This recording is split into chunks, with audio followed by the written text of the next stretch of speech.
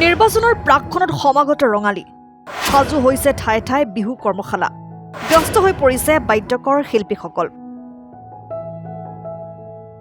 টিয়কৰ লাহদৈগড়ৰ মৰমী বাদ্য ভাণ্ডাৰেও ঢোলৰ চাৱনীত শেষ পৰশ দিয়াত ব্যস্ত ৰাজ্যত বিধানসভা নিৰ্বাচনৰ ধামখুমীয়াৰ মাজতে চাওঁতে পালেহি অসমীয়াৰ হিয়াৰামঠু ৰঙালী বিহু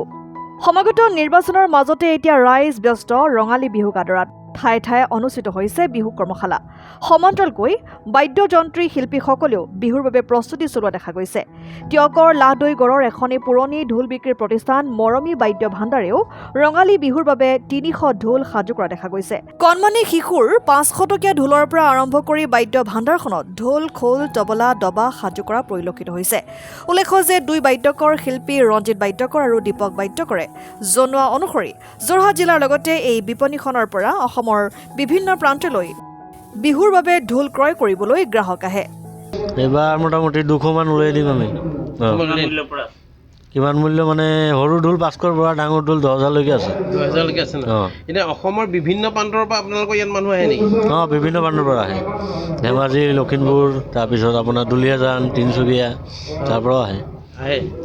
আপোনালোকে এই অঞ্চলত কিমান চনৰ পৰা এই দোকানখন প্ৰতিষ্ঠা কৰি চলাই আছে এনেদৰে তো মোটামুটি ৩০ বছৰৰ পৰা চলি আছে দোকানটো আমালোকে মানে নতুন আহিলোঁ নতুন মানে কি মোটামুটি ৭ বছৰমান হ'ল ইয়াত আহা ৭ বছৰৰ পৰা কৰি আছোঁ বিহু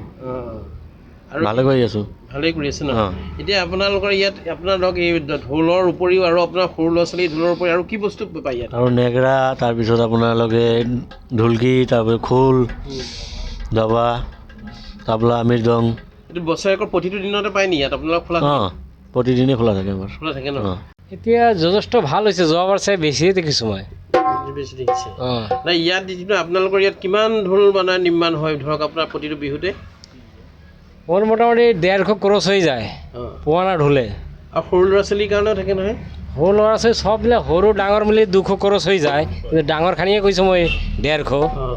আৰু তাৰ ভিতৰত যিবিলাক আমাৰ সৰু নতুন ডাঙৰ যিমান ঢোল আছে মোটামুটি মোৰ এতিয়ালৈকে ৯৫ ক্ৰছ হৈ গৈছে বিকা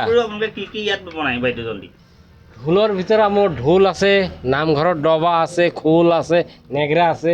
লেজাৰৰ যিকোনো বাদ্যযন্ত্ৰ আছে চব মোৰ তাতে পাব চব মই বনাওঁ এতিয়া মোৰ লগত ২জন কৰ্মচাৰী আছে মই এজন মেইন মালিক আপোনাৰ নাম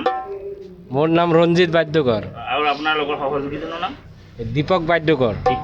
ন আপোনালোকে এই লাহদৈগড় অঞ্চলত কিমান বছৰ ধৰি এই বিপণীখন